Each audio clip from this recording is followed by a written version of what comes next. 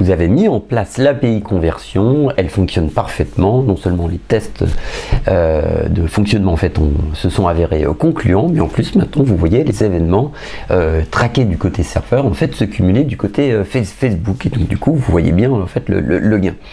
Vous avez relevé le défi technique, c'est ce qui vous a permis de parvenir à ce résultat. Il y a juste un petit problème, c'est qu'à un moment donné dans les cours que vous avez suivis, je vous ai indiqué que vous ouvriez un compte chez AWS et que AWS, le service de cloud d'Amazon, était tout sauf gratuit, sauf que je ne vous ai pas donné beaucoup d'indications en fait sur le coût de la mise en place de cette solution technique. Alors c'est normal, parce qu'il faut vraiment être un expert d'AWS en fait pour expliquer en fait, pour pouvoir présenter en fait une grille de tarifs qui soit lisible, parce que même ceux qui l'utilisent ne savent pas en fait exactement en fait ce à quoi ils vont pouvoir s'attendre. Si on rentre un tout petit peu, en gros, le système de facturation d'AWS est extrêmement opaque et extrêmement difficile. Pour le coup, il est extrêmement difficile d'avoir une vue synthétique dessus. Pour essayer de comprendre en fait du coup comment vous allez pouvoir vous en sortir et ce à quoi vous attendre en termes de facturation, il faut repartir de ce que c'est qu'AWS. AWS, en fait, ce sont des ordinateurs, des serveurs qu'Amazon met à votre disposition. Soit pour y stocker des informations, là vous louez une partie des bases de données qui sont accessibles sur ce réseau, soit pour réaliser par exemple des calculs. Et là, en l'occurrence, c'est ce que l'on veut, hein. On veut réserver une certaine puissance de calcul qui va être utilisée. Pourquoi? Pour diffuser le système de tracking du côté serveur, l'API conversion, et pour récupérer les données et hop, les transférer le plus rapidement possible à qui de droit, à savoir en l'occurrence Facebook. Donc c'est un petit peu comme si vous louiez un serveur hein, chez un hébergeur classique, sauf que là vous ne louez pas toute la machine avec toutes les fonctionnalités, ou vous ne louez pas en fait un service qui va être utilisé, je ne sais pas, pour faire fonctionner un site web. Là vous louez de la puissance de calcul pour qu'un système de tracking, celui de Facebook côté serveur en fait, fonctionne. Et plus vous allez vouloir solliciter cette puissance de calcul, plus la puissance de calcul que vous allez souhaiter mobiliser est importante, plus ça vous sera facturé cher. C'est un petit peu comme si vous louiez une voiture en fonction de sa puissance. Sauf que contrairement en fait à une voiture dont vous ne pouvez pas changer la puissance en fait 2 ou 3 fois par jour ou plusieurs fois par mois, parce qu'il faudrait du coup la rendre et qu'on vous donne une voiture avec un moteur plus puissant, là vous avez la possibilité de régler, de moduler cette puissance directement via votre interface.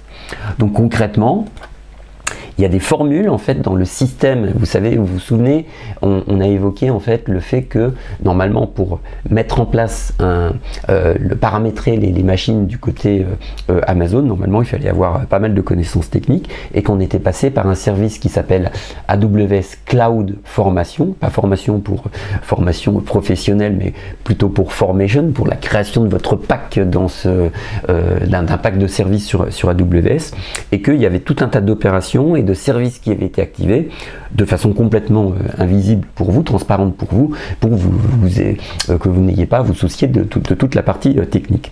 Et donc du coup, vous avez souscrit à certains packs, à certains forfaits dans une partie d'AWS qui s'appelle Elastic Computer Cloud de mémoire, c'est EC2, c'est le nom du service.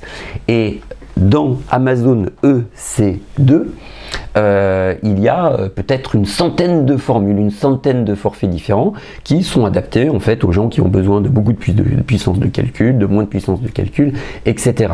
Et il faut être un petit peu un expert en fait pour savoir ce à quoi correspondent les différents forfaits. C'est un petit peu comme si chez votre opérateur téléphonique vous n'arriviez pas en fait à comprendre exactement ce qu'il y avait dans le forfait. Donc là vous voyez, là, c'est un échantillon des forfaits, parce qu'il y en a beaucoup plus que ça. Il y a un forfait pour les tout débutants, ceux qui ont vraiment besoin d'un tout petit peu de puissance de calcul, qui s'appelle T2 Micro. Là, vous avez un microprocesseur qui vous est réservé, qui a 1 giga de RAM, avec des crédits d'utilisation de ce microprocesseur qui sont de 6 par heure, et le prix par heure pour ce service-là, il va être, puisque ça vous est facturé à l'heure, il va être de 0,01 0,0116 dollars américains. Vous pouvez baisser ce coût horaire si vous réservez en fait le serveur sur une durée de 1 an, donc là vous payez moins cher, et si vous le réservez sur une durée de 3 ans, c'est encore moins cher à l'heure. Mais à l'heure, vous ne payez pas les factures à l'heure, les factures que vous envoie Amazon, c'est tous les mois. Bah, du coup, il faut multiplier ce chiffre-là par 24 pour 24 heures par jour et par 30 ou 31 pour 30 ou 31 jours pour le coup par mois. Pourquoi Amazon n'a pas pensé à mettre un tarif mensuel par exemple? Bah, très sincèrement, je ne le sais pas. Je n'en ai strictement aucune idée. Peut-être que c'est un truc d'ingénieur, de spécialiste du cloud, ce que je ne suis pas, mais c'est ce que je suis confronté à la même réalité que vous.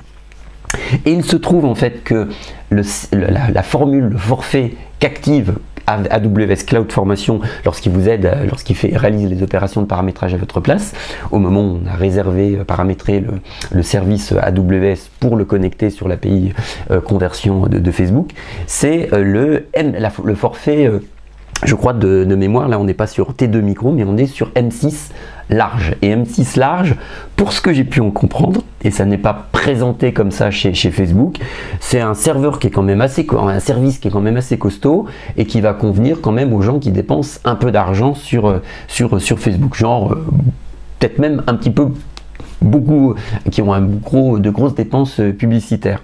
Donc du coup, bah, si ça leur revient, parce que c'est ce qui va se passer à 100 ou 150 euros par mois, eu égard au fait qu'ils s'investissent peut-être 5 000 euros par mois, 10 000 euros par mois, 50 000 euros par mois sur Amazon, c'est un coût qui peut être considéré comme marginal. Mais le problème, c'est que là, vous voyez juste dans l'exemple de démonstration que j'ai réalisé dans le cadre de la formation, en l'espace de 15 jours, ça m'a déjà coûté dans les, je crois, 150 $ pour un compte de démonstration, alors même que je n'ai pas de campagne qui tourne sur ce compte-là. Donc du coup, j'ai peut-être envie de diminuer, surtout là, si je suis en phase de formation, peut-être comme vous, le coût quand même, bon, je veux bien, comme j'ai ouvert un compte sur un service payant, je veux bien payer un peu, mais 150 $, ça me paraît cher. Alors j'ai calculé 150 $, alors ça, ce n'est pas inintéressant lorsque vous allez devoir choisir votre forfait, un peu à la Amazon, parce que c'est une estimation. Vous réservez un service, vous ne l'utilisez pas, peu importe, ça va vous être facturé de façon forfaitaire tous les mois. C'est un peu l'inverse de la promesse du cloud théorique, hein, où justement on vous dit bah, plus tu utilises un truc, plus tu utilises un service, plus tu payes, moins tu l'utilises, moins tu le payes. Oui, si tu penses en fait à changer de formule et à bien interrompre le service quand tu ne l'utilises pas. Ça c'est assez important. Une fois qu'il est mis en place, ce forfait, c'est comme pour le téléphone, vous le payez non pas tous les mois exactement, mais toutes les heures et du coup tous les jours. Et à la fin du mois, vous vous retrouvez avec une facture même si vous n'avez rien consommé effectivement. Et donc du coup, je vous expliquais que l'estimation que j'ai faite de ma facture mensuelle, elle se fonde sur le petit calcul que je vous ai indiqué, hein, sur les tarifs qui sont indiqués par rapport à la formule M6 qui a été activée, fois 24 heures, puisque c'est un coût horaire, fois 30 ou 31 jours par mois, j'arrive plus ou moins sur du 100 $ à peu près par mois, sauf qu'il y a des taxes qui viennent se rajouter. Alors vous allez dire les taxes, mais c'est facile à calculer. La taxe, c'est quoi la taxe quand on est en B2B? C'est la TVA en Europe. Donc du coup, il suffit d'ajouter 20%, hein, comme on le fait d'habitude, au tarif hors taxe. Sauf que non, ça n'est pas un pourcentage, et je vous avoue que j'ai du mal à comprendre la formule de calcul, mais par exemple nous avons un autre service Amazon qui ne consomme quasiment rien et qui nous coûte en service, si on s'en réfère à la grille de tarif, 1,50 $ par mois, mais on se retrouve avec des taxes de 3,50 $. Donc le service qui est censé nous coûter en hors taxe en fait 1,50 $, il nous coûte effectivement 6 $ à la fin du mois. Et là sur le service en fait auquel je faisais référence, là que j'avais activé dans le cadre de l'installation de l'API conversion de Facebook, qui m'a coûté sur la fin d'un mois 20 $ entre le moment où je l'ai installé puis le moment où le mois s'est terminé, puis du coup j'ai eu le droit au calcul des taxes, pas par jour, mais le premier jour du mois qui précède le mois qui venait de se clôturer, donc c'est super compliqué.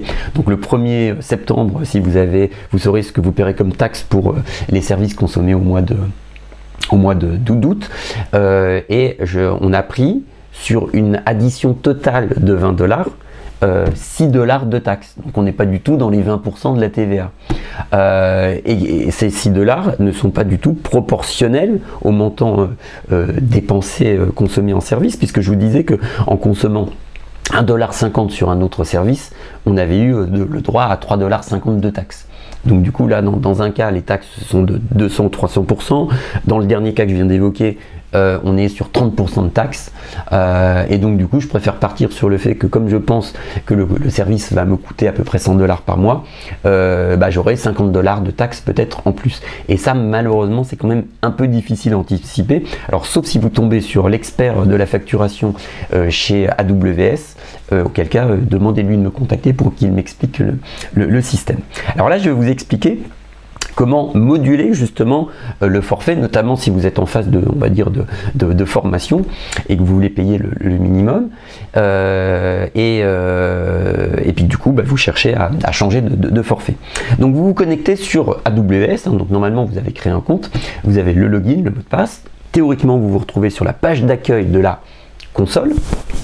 Et sur cette page d'accueil de la console, vous avez, si vous descendez très très vite, un tableau qui s'intitule coûts et utilisation, ou la même chose en anglais. Et là, vous voyez que sur le mois précédent, donc du coup, ils m'ont facturé 21 $. Là, hors taxe, j'ai déjà 42 $ qui sont consommés sur le mois, et ils ont une estimation de 67 $ en fait sur l'ensemble de ce que me coûtera AWS en fait sur le mois en cours, et il ne faut surtout pas s'y fier, ça n'est pas très fiable. Alors je vais cliquer sur coût du mois en cours, parce qu'il faut passer par là pour moduler son service. Alors hop, ah non pardon, je vais cliquer sur accéder à la page gestion des coûts AWS, et une fois que je serai là, je vais devoir cliquer, donc j'ai ce que me coûte chaque jour AWS. Et le 11 septembre, visiblement, pour une raison inexpliquée, ça m'a coûté un petit peu plus cher que d'habitude. Ça m'a coûté 10 $ et c'est assez difficile de comprendre pourquoi. Et il faut, pour essayer de comprendre pourquoi, cliquer sur afficher dans Cost Explorer, l'explorateur de coûts. Donc le tableau qui me fait l'analyse de ce qui m'a été facturé. Une fois que vous êtes là, vous cliquez sur service. Je vous expliquais que vous louiez des services, des bouts de base de données, des temps de calcul de microprocesseurs. Et du coup, là, je vais avoir le détail par service. Et c'est ce que je vous ai expliqué tout à l'heure, c'est important d'avoir le détail, mais il faut presque être, entre guillemets, ingénieur, diplômé pour comprendre. C'est que vous voyez le pic de consommation que j'ai eu. C'est pas un pic de consommation, c'est un pic de facturation. Et la partie bleu-vert qu'il y a ici correspond à quoi? Aux fameuses taxes qui tombent le premier jour. Et là, vous voyez qu'on est le premier d'un mois, donc c'est le 1er septembre, et j'ai eu pour 7 € de taxes qui se sont additionnés à mes dépenses quotidiennes forfaitaires de 3 $. Donc du coup, c'est ce cost, et j'ai dû cliquer donc du coup sur service pour avoir l'analyse. Les services, c'est ce qui compose, qui permet de décomposer en fait l'addition. Quand on clique sur service, ça permet de décomposer la facturation en fait en fonction des services utilisés, facturés par Amazon. Et là, on voit que en dehors des taxes, ce qui me coûte cher, ce sont les instances EC2, Elastic Computer Cloud, EC2C. Donc ça, c'est de la puissance de calcul que vous louez, et on voit en violet que c'est ce qui représente l'écrasante majorité. Et puis j'ai des services annexes mais liés aux EC2 qui sont en saumon, en couleur saumon, qui viennent alourdir un petit peu la facture. Alors que là, on est vraiment sur un compte de démonstration, sur un petit site qui génère peu de trafic et qui n'a même pas de campagne Facebook qui tourne. Hein. Là, ce que ça déclenche, c'est le serveur, le tag de tracking sur mon serveur, et on a du mal à imaginer que juste de déclencher ce tag de tracking coûte plus cher que l'hébergement lui-même de tout le site, qui doit me revenir à quelques euros par mois, alors que là j'ai quelques euros par jour en tracking. Donc là je vois que c'est EC2 qui m'embête, donc je vais ouvrir en fait une autre fenêtre dans Amazon. Il faut que je reste là-dessus, parce que si vous voulez on va dire bien balancer comprendre ce qui se passe, il vaut mieux avoir plusieurs fenêtres d'ouvertes. Et ce que je veux, c'est trouver un moyen de basculer sur un forfait meilleur marché. Donc je vais ouvrir une autre fenêtre et donc je vais revenir sur la console, je vais refaire tout le parcours pour que vous voyez bien. Et là je vais taper le nom du service, et en l'occurrence le nom du service qui me coûte cher c'est EC2. Donc je tape EC2 dans la barre, je vois apparaître un certain nombre de résultats, et je vois donc du coup dans la partie des résultats liés à des services EC2. Donc je clique dessus, voilà. Et là, ne me demandez pas de vous expliquer le pourquoi du comment, le détail, etc. Ce qu'il faut que vous parveniez en fait à trouver, c'est la partie instance. Instance, vous voyez, j'ai une instance. Donc là, instance, en gros, ce sont les services qui sont actifs et qui vous coûtent de l'argent. On va dire en résumé, en langage normal, ça va être ça. Alors là, vous voyez que j'ai de la chance, hein. J'ai trouvé mon instance tout de suite, celle qui me coûte des sous. Et vous allez refaire la même manip et vous n'allez pas tomber en fait justement sur votre instance. Là, vous aurez 0. Et vous direz, mais Raphaël, il a manipulé les trucs, je me suis planté lorsque j'ai voulu reproduire ce qu'il faisait. Non. Vous revenez sur l'autre onglet, le premier, et il faut cliquer sur région. Là, on a une analyse de la ventilation des coûts par type de service AWS utilisé, ce qui vous a permis d'identifier que c'était le service EC2 qui vous coûtait des sous. Donc c'est celui dont on va essayer de changer le forfait. Et là, maintenant, il faut cliquer sur région. Pourquoi? Parce que vos services, ils tournent grosso modo sur des data centers AWS répartis un peu partout dans le monde. Et chaque data center facture. Sauf que vous, quand vous voyez que EC2 vous a coûté un certain prix, vous ne savez pas si c'est un EC2 qui tourne aux États-Unis, en Europe et à l'intérieur de l'Europe, à Londres de mémoire, à Paris ou à Francfort ou dans un autre pays. Vous allez me dire, mais il pourrait quand même nous faciliter le boulot. Bah, vous pouvez me le dire à moi, mais moi je ne sais pas. Et donc là, vous voyez que en cliquant sur région, je vois quel est le grosso modo data center de Facebook qui me facture. On voit que celui qui me facture, lui, c'est donc du coup Francfort, et à la marge, vous voyez, en fait, toujours en saumon, j'ai EU en Irlande. Alors le EU en Irlande, en réalité, c'est un autre service que j'ai déjà activé, c'est celui qui me coûte très très peu cher au moins. Celui qui me coûte le plus cher, alors tout est relatif, hein, ça me coûte 3 $ par jour, donc du coup c'est Francfort. Pourquoi je vous dis ça? On va retourner sur l'autre onglet, celui que j'ai utilisé pour essayer de changer mon forfait. Et là, je vous expliquais que vous, par défaut, au début, vous n'allez voir normalement aucune instance. Parce que vous serez probablement les instances que vous avez activées, vous voyez, sont classées par zone géographique, par data center. Et vous, par défaut, ce que vous allez voir, ce sont les instances qui tournent sur le serveur, le data center qui est installé en Virginie du Nord. Et vous, vous n'avez pas installé probablement de serveur en Caroline du Nord, vous avez probablement choisi un autre serveur, peut-être placé en Europe, situé en Europe. Et du coup, comme vous ne savez pas que là, vous n'avez les instances qui tournent pour vous qui correspondent uniquement à celles qui sont installées, qui tournent dans le data center de Virginie du Nord, du coup, vous voyez instance 0.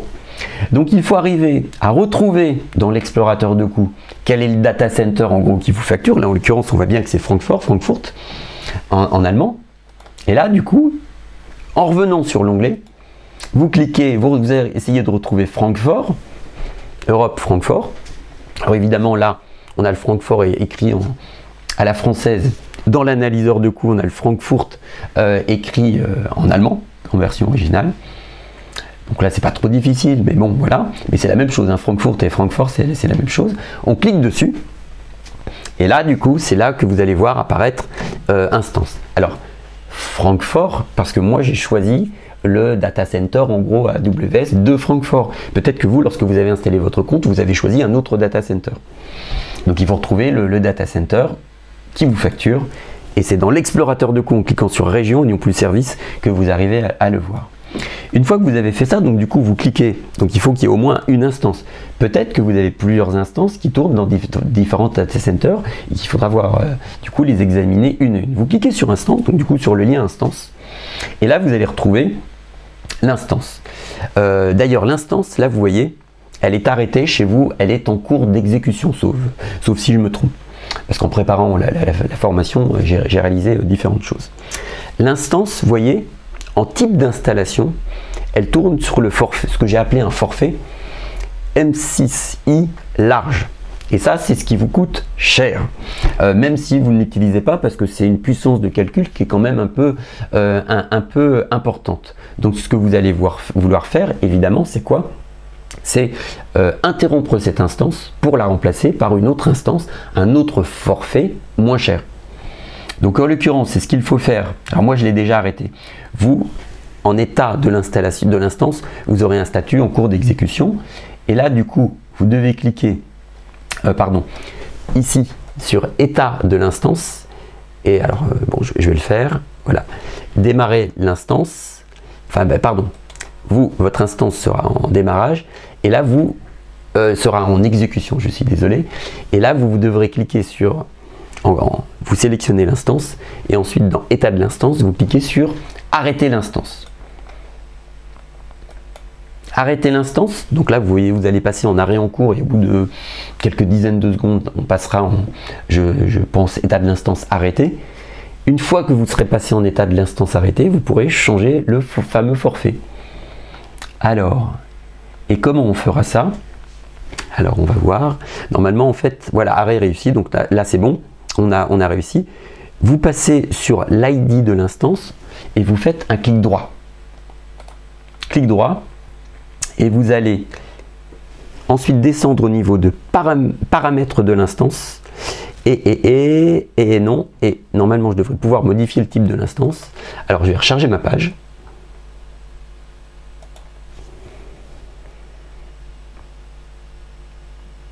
Voilà, hop. Alors, j'ai toujours un arrêt en cours, donc peut-être que je vais avoir du mal à faire apparaître. Alors, cette option-là ne m'est pas encore proposée. Donc on va attendre que ça se soit arrêté et on va changer et on va passer d'une instance de type M6i large à une instance de type T2 nano ou T2 micro si vous êtes en phase d'apprentissage ou si votre API conversion tourne sur un petit site et que vous pensez que vous avez besoin de peu de puissance de calcul. Je pense que je tournerai prochainement une vidéo pour vous donner en fait les forfaits qui sont indiqués en fait par rapport en fait à votre consommation en fait effective par rapport à la taille de votre site. Aujourd'hui pour le coup je n'ai pas cette information là, on verra ça à un autre moment. En phase d'apprentissage, T2 nano ou T2 micro devrait vous suffire. T2 micro facturé du coup 1 centime par heure, grosso modo. Là, vous voyez 1 cent par heure. Ça revient à peu près en fait en hors taxe, je crois à 10, 11 ou 12 dollars si vous multipliez par 24 heures dans la journée et par 30 ou 31 jours dans le mois, vous devez tomber à peu près sur 10 dollars. Et il faudra ajouter les taxes. Donc les taxes, c'est un petit peu la loterie. Alors c'est stable d'un mois à l'autre. Normalement, pour un service donné et pour un niveau de consommation donné, vos taxes vont être calculées de la même façon. Donc moi j'anticipe peut-être que ce sera un 5 dollars supplémentaire par rapport à mes 10 dollars. Avec un peu de chance, ce sera un peu moins. Et donc du coup, je me retrouve avec un service qui va me coûter du coup 15 dollars par mois pour faire du tracking serveur to serveur sur un petit site. Si vous voulez, vous pouvez aller sur la plus petite offre qui est T2.nano qui coûte grosso modo 2 fois moins cher que la précédente à l'heure. Donc du coup, en hors taxe, on sera sur du 7,50 $, je crois, de mémoire par mois. Donc ça n'est pas très très cher. Et du coup, il faudra ajouter les taxes. Et là, les taxes, elles sont peut-être de 5 €. Donc peut-être que vous serez à 5 dollars. Et du coup, vous serez peut-être à 11 ou 12 dollars en TTC, entre guillemets, en taxes incluses. Donc du coup, on va essayer de trouver le forfait T2 nano ou micro, ce sera à vous de décider. Si vous n'avez pas encore profité des offres gratuites d'Amazon, d'AWS, pardon, sachez que le T2 micro est offert gratuitement pendant 12 mois. Et après, il vous sera facturé au coût horaire en vigueur au moment où votre contrat se renouvellera. Donc vous pouvez, au moins pendant une phase de test, tenter le T2 micro qui est un peu plus puissant que qui est à peu près 2 fois plus puissant que le T2 nano, mais qui sont des petits forfaits quand même, hein, pour bénéficier de l'offre gratuite si vous voulez. Moi j'ai choisi de passer sur le T2 nano.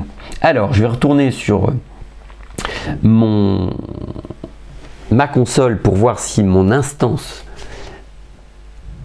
a bien été arrêtée. Je suis toujours en arrêt en cours. Alors on va voir si j'arrive à activer à modifier le type d'instance. Visiblement ça n'est pas possible. Alors on va voir, puisque je le fais sans filet là pour le coup en temps réel, on va voir si ça fonctionne. Vous avez une autre option, notamment si vous êtes en phase de formation et que vous avez activé le compte et que c'était vraiment juste pour vous former et pas pour l'utiliser sur une campagne Facebook qui tourne effectivement. Vous avez une autre option, c'est de cliquer ici et de sélectionner l'option résilier l'instance. Donc là, vous ne changez plus de forfait, vous la résiliez, elle ne fonctionne plus. Donc si jamais vous relancez votre système de tracking serveur to serveur, du coup, pour le coup, il faudra tout recommencer, il faudra repasser par toutes les étapes. À partir du moment où elle est arrêtée, vous n'êtes plus facturé et en même temps, ça ne fonctionne plus non plus. Donc vous voyez que vous avez 3 options, enfin peut-être même 4 options. Première option, vous laissez tourner l'instance paramétrée par défaut M6 large, et du coup ça vous coûtera peut-être un peu plus cher que ce que ça devrait, parce que c'est peut-être surdimensionné par rapport à vos besoins réels. Autre option, vous passez en fait sur l'arrêt du service, donc vous conservez le M6 large, mais comme vous n'en avez pas l'utilité à court terme, ça ne vous est plus facturé, il y aura juste la journée en cours qui vous sera facturée, mais demain ça ne sera plus facturé. Autre option, résilier carrément, donc non seulement c'est arrêté, mais ça disparaît. Donc si vous voulez remettre en place le système de tracking, hop, on repasse par toutes les étapes, alors que quand vous avez simplement arrêté le service, il est toujours en place, mais il ne fonctionne plus. Et puis la troisième alternative, la quatrième voie, c'est de passer sur un forfait plus petit.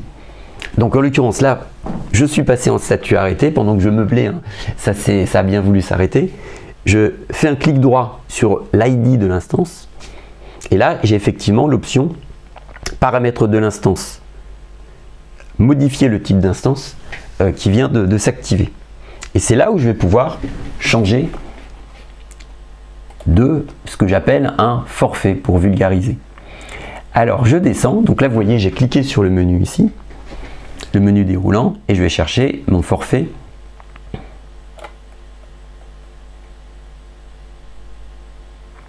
T2 micro, T2 nano. Là, on a vu dans la page, alors j'ai fait des recherches dans la documentation commerciale d'AWS, je suis tombé sur cette page qui range les forfaits en fonction de leur coût. En fonction de leur coût classé de façon croissante. Et on voit que sur la première ligne, on a le forfait le moins cher, le nano. Sur la dernière ligne, on a le 2X large qui est du coup 100 fois plus cher à peu près que le nano. Lorsque vous vous retrouvez sur l'interface qui vous permet de sélectionner les forfaits, tout est rangé par ordre alphabético-numérique, alphabétique puis numérique. Et donc du coup le premier qui apparaît, ça n'est pas le moins cher. Vous voyez, d'ailleurs en fait même c'est peut-être même quasiment le plus cher. Là vous voyez, vous avez le T2 2X large, parce que dans l'ordre alphabético-numérique c'est celui qui doit se classer en premier, et le nano qui est le moins cher, il est au milieu de tous les T2. Donc du coup il faut repérer le nano. Alors moi je passe sur le nano. Vous, si vous passez sur le micro, vous aurez 12 mois qui vous seront offerts. Si vous n'avez pas profité d'une offre de service gratuit déjà, c'est chez AWS. Donc ensuite, une fois que j'ai sélectionné là, ça c'est simple, j'applique. Et l'instance est toujours arrêtée, c'était la condition pour que je puisse changer de formule. Donc là, vous voyez, hop, je suis toujours, mon instance est arrêtée. Je clique dessus et je lance les instances. Ah non, si vous cliquez sur lancer les instances, vous allez créer une autre instance. Il faut deviner qu'il faut cliquer ici, état de l'instance, et que vous démarriez l'instance correspondant à ce que vous avez coché. Vous cliquez dessus Et puis en moins d'une minute, normalement, vous devez passer de statut en attente à un statut en cours d'exécution, sauf si je me trompe. Donc voilà, donc dans une minute, j'aurai changé de forfait, donc du coup j'aurai le forfait qui m'aurait été facturé, je pense, pour une partie de la journée, le gros forfait qui m'aurait été facturé pour une partie de la journée, puisque je suis facturé en coût horaire. Et puis d'ici que je change pas de fuseau, mais de créneau horaire, je basculerai en fait sur la tarification en fait du nouveau forfait que j'ai choisi. Donc aujourd'hui, mon addition va baisser un petit peu, et demain elle baissera franchement. Donc du coup, c'est un coût qui va être divisé dans mon cas par, je pense, quelque chose comme par 10 ou par 20. Donc du coup, on revient sur quelque chose qui est quand même nettement plus acceptable quand on est en phase d'entraînement ou lorsqu'on a des petits besoins de tracking sur Facebook. Donc voilà comment commencer à moduler, à jouer avec les prix le coût de fonctionnement de votre API conversion Facebook, et puis en même temps vous avez un petit peu appris comment on module les coûts quand on se sert d'un service cloud, que ce soit Amazon là en l'occurrence, ou Google, ou d'autres, ou des concurrents.